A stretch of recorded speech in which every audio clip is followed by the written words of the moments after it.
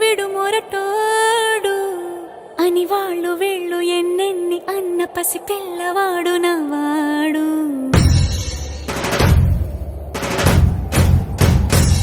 విడు ముండోడు అని ఊరు వాడ అనుకున్న గాని మహారాజు నాకు నవ్వాడు.